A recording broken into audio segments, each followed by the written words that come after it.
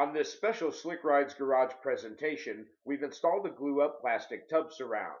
Now, what do we do about the window?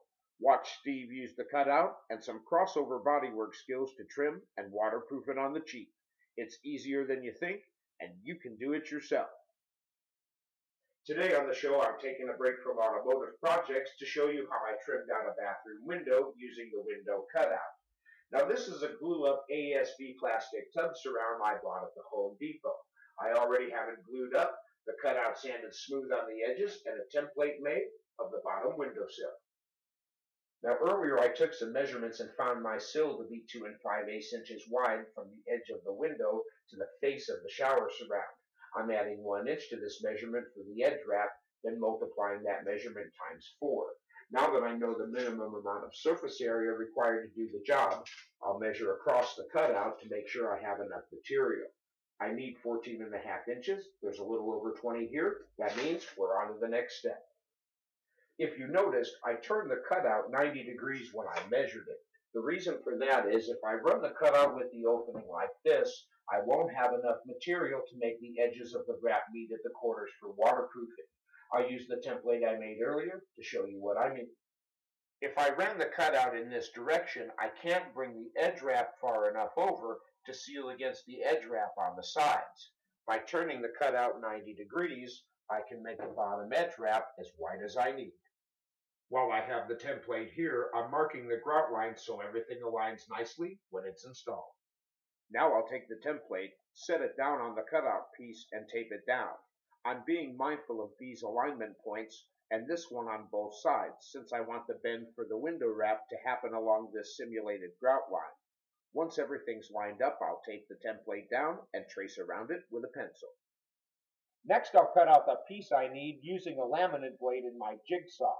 I chose this type of blade because the cut is on the downward stroke towards the work table. This will help support the piece while I'm making the cut. I also covered my saw deck with masking tape to protect the finish and set the saw speed to about 20%. Any faster than that, I found the cut fuses back together behind the blade due to heat from friction.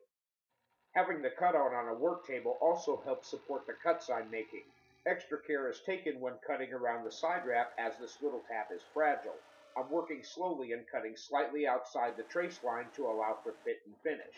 I have to be careful not to cut too far outside the back line or risk leaving myself short for the next piece. After some final shaping, it's time for a test fit. Everything's looking really nice. The most challenging part of this project is making the bend for the edge wrap. This can't be done with the plastic in its present state or it will crack. It's just too stiff. I need to use a catalyst to make that happen, which in this case is heat. Now when the tub surround was made, the ASB plastic was heated to make it pliable for molding. The problem with this type of plastic is its low melting temperature. Too much heat and it will turn to goo. But on the other hand, not enough heat will cause the piece to break when I try to bend it. This is why I'm going to practice on a scrap piece first. Believe it or not, this is actually a play straight from the bumper cover repair book. As I heat the piece, it eventually absorbs enough of it to make it pliable. With just the right amount, it bends without breaking. Hold the piece in its new shape until it cools, and it will remain there permanently. Now that I have a good idea of what to expect, it's time to make it happen. I made a T-back with a couple of scrap 2x4s and screwed it down to the work table to use as a clamp. This holds the piece solid to the table and keeps the grout line in one place during the bend. I only screwed the T-back down just enough to hold the piece in place and no more, since I don't want to crush or crack it. After a final alignment check, I begin the slow process of transferring heat to the piece, concentrating the stream between it and the clamp board. I'll stop to see if it bends and add more heat as needed. Remember what I said about insufficient heat? I didn't get the right side hot enough, pushed it a little too much, and I recovered by stopping the bend immediately and adding more heat. The cycle now repeats. Add heat, bend until the piece stiffens, then add more heat. Once the desired shape is achieved, I'll hold the bend in place until it cools. I have to say I'm very satisfied with the fit of the sill piece. but I want to talk a little more about the crack I made in it during the bend. Now, in this case, I'm very fortunate. The crack didn't go all the way through. It was just a stretched crack on top. I put the crack up to a good light source and checked it closely. Now, that means a little caulk will cover this right up and seal it, so in this case, it's not a total loss. Next, I'm going to glue the piece to the window. I chose Loctite's Power Grab Tub Surround Adhesive. I've actually used it on this whole project, and I'm very satisfied with its performance.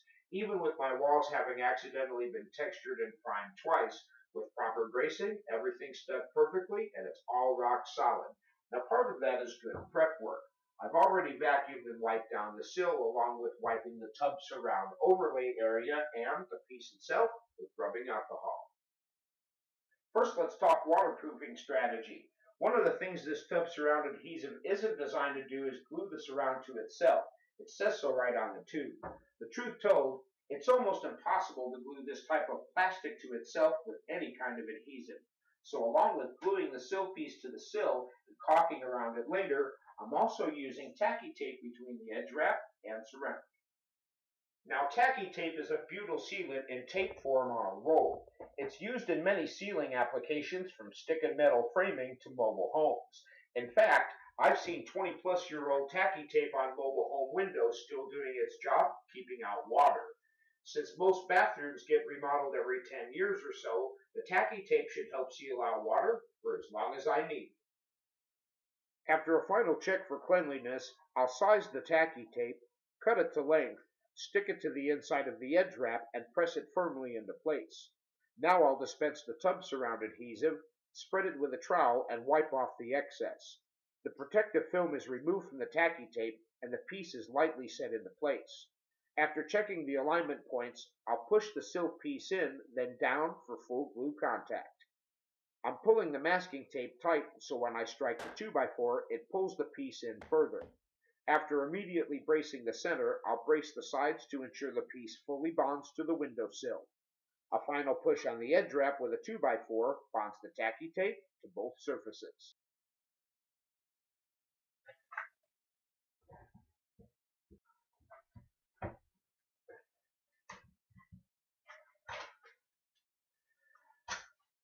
Well, all right, the bracing's all off, the piece is fully bonded to the sill, and the wrap looks great. Now, when I was shopping for window wrap kits, none of them matched the pattern that I have here. And for the $250 they wanted for them, well, that makes this project twice as rewarding. Well, all right, it's time for a break. So while I'm finishing this up, I have an important message for you about Season 2 of Slick Ride's Garage. And when you get back, we'll check out the final product. We'll be right back after this. So here we are, the end of Season 1, with a big thank you to all my subscribers and viewers for nearly 20,000 views, 122 thumbs up, and only 3 thumbs down. Now, for the format of Season 1 videos, I think those numbers are great. But for Season 2, things are going to get a lot better. Now, Season 2 kicks off standardized weekly episodes in HD video, 10 to 12 minutes each, and are loaded with easy-to-understand demonstrations that don't waste your time. Even better, Slick Ride's Garage is committed to family-friendly programming, so there's bound to be something for everyone. Now, I'm glad to report all the new equipment's already hard at work, and that means Season 2 of Slick Ride's Garage is set to be the best ever. So I invite you to subscribe and get into the garage. Slick Ride's Garage. Welcome back to the show. Now, it's been a couple of days, but the window's all trimmed out, everything's all caulked up, and it's all looking fantastic. You know, I have to tell you, for the few days of hard work I put in on this project, the benefits of saving money, doing it myself, and getting to see it every day, well, that'll bring payoffs for years to come.